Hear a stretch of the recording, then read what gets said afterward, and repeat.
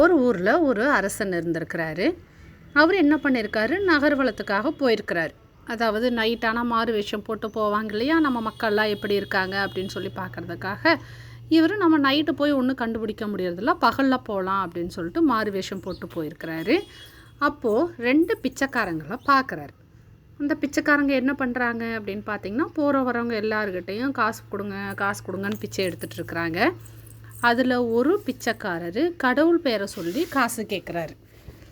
இன்னொரு பிச்சைக்காரர் அரசர் பேரை சொல்லி காசு கேட்குறாரு. அரசருக்கு ஒரே வியப்பு. 2 பேரும் பக்கத்து பக்கத்தில் தான் உட்காந்துருக்குறாங்க.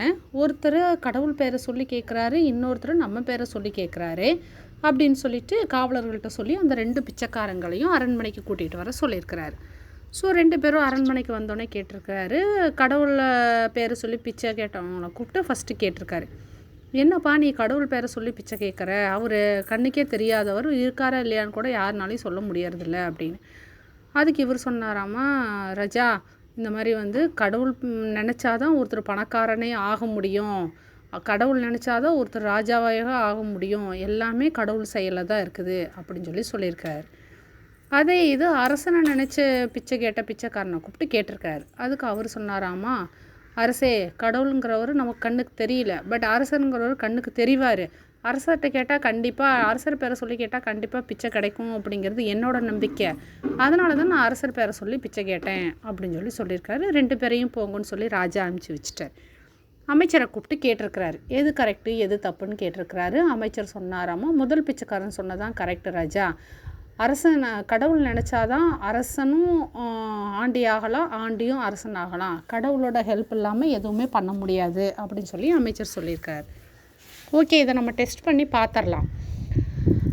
கடவுள் பேரை சொல்லி பிச்சை கேட்டவன் பணக்காரன் ஆகிறானா, இல்லை ராஜா பேரை சொல்லி பிச்சை கேட்டவன் பணக்காரன் ஆகிறானான்னு டெஸ்ட் பண்ணி பார்த்துடலாம் அப்படின்னு சொல்லிட்டு ஒரு விருந்துக்கு ஏற்பாடு பண்ணுறாரு. எல்லா மக்களையும் வர சொல்கிறாரு. வர மக்களுக்கெல்லாம் ப்ரைஸ் கொடுக்குறாரு, கிஃப்ட் கொடுக்குறாரு. சும்மா வாங்கிட்டு போங்கன்னு சொல்லிட்டு கிஃப்ட் கொடுக்குறாரு. என்ன கிஃப்ட்டு அப்படின்னு பார்த்தீங்கன்னா, ஒரு புடலங்காய் கொடுக்குறாரு. ஸோ மக்கள் எல்லாம் சாப்பிட்டுட்டு எல்லா புடலங்காய் வாங்கிட்டு போகிறாங்க. இதில் அரசர் பேரை சொல்லி பிச்சை எடுத்த அந்த பிச்சைக்காரனும் வர்றா. அப்படி ராஜா என்ன பண்ணுறாரு, யாருக்கும் தெரியாமல் அந்த புடலங்காய்க்குள்ளே தங்கம், வைரம், வெள்ளி, வைடூரியம் எல்லா நகைகளையும் வச்சு புடலங்காயை பழையபடி பேக் பண்ணி அந்த அரசர் பேரை சொல்லி பிச்சை எடுத்து பிச்சைக்காரனும் கொடுத்துட்றாரு. கடவுள் பேரை சொல்லி பிச்சை எடுத்த பிச்சைக்காரனும் வர்றா. அப்படி மற்ற மக்களுக்கு எப்படி சாதாரண புடலங்காயை கொடுத்தாரோ அதே மாதிரி இவருக்கும் சாதாரண புடலங்காயை கொடுத்துட்றாரு. ஸோ கொஞ்ச நாள் கழித்து போகிறாங்க. மறுபடியும் ராஜா நகர்வலம் போகிறாரு. அப்போது அரசர் பேரை சொல்லி பிச்சை எடுத்துகிட்டு இருந்த பிச்சைக்காரன் மறுபடியும் பிச்சை எடுத்துகிட்டு தான் இருக்கிறான். இவருக்கு ஒரே ஆச்சரியம். இங்கே வான்னு சொல்லி கூப்பிட்றாரு.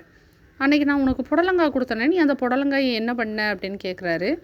அந்த புடலங்காய் என்ன ராஜா பண்ண முடியும், 5 ரூபா வெள்ளி காசுக்கு விற்றுட்டேன், அந்த 5 ரூபாயை வச்சு எத்தனை நாள் காலம் தள்ள முடியும், அதுதான் மறுபடியும் பிச்சை எடுக்க வந்துட்டேன் அப்படிங்கிறார். இவருக்கு பயங்கரமான கோபம். முட்டாளே, அந்த புடலங்காய்க்குள்ளே தான் தங்கம், வைரம், வெள்ளி எல்லாம் வச்சு கொடுத்துருந்தேன், நீ அதை உடச்சி பார்த்துருந்த அப்படின்னா நீ இந்நேரம் பணக்காரன் ஆயிருக்கலாம் இல்லையா, போ அப்படின்னு சொல்லிட்டு போயிடறாரு. கொஞ்சம் தூரம் கழித்து நடந்து போன உடனே கடவுள் பேரை சொல்லி பிச்சை எடுத்து அந்த பிச்சைக்காரன் பயங்கர பணக்காரனாகி பணக்கார தோரணையில் வந்துக்கிட்டு இருக்கிற. அப்படி ராஜா அப்போ மாறு விஷயத்தில் இருக்கார் இல்லையா, போய் அவர்கிட்ட போய் கேட்குறாரு, ஐயா நீங்கள் எப்படி பிச்சை தானே எடுத்துகிட்டு இருந்தீங்க, எப்படி திடீர்னு பணக்காரனானீங்க அப்படின்னு கேட்குறாரு. அதுக்கு அவர் சொல்கிறாரு, போன வாரம் எங்கள் அப்பாவுக்கு வருஷாந்திர திதி கொடுக்க வேண்டியது இருந்துச்சு, ஏதோ என்னால் முடிஞ்ச ஏழைகளுக்கு செஞ்சு போடலான்னு சொல்லிட்டு கடைக்கு போய் ஒரு புடலங்காயை விலைக்கு வாங்கினேன், 5 ரூபா கொடுத்து வெள்ளி நாணயம் கொடுத்து ஒரு புடலங்காயை விலைக்கு வாங்கிட்டு வந்தேன்ப்பா, கடைசியில் வீட்டுக்கு அந்த புடலங்காயை சமைக்கலான்னு சொல்லி கட் பண்ணி பார்க்குறப்ப அதில் தங்கம், வைரம், வெள்ளி, வைடூரியம் எல்லாம் இருந்துச்சு, ஸோ நான் பணக்காரன் ஆகிட்டேன் அப்படின்னு சொல்லி கடவுள் பேரை சொல்லி பிச்சை எடுத்த பிச்சைக்காரன் சொன்னாராம்மா. ஸோ ராஜாவுக்கு என்ன சொல்கிறதுனே தெரியல.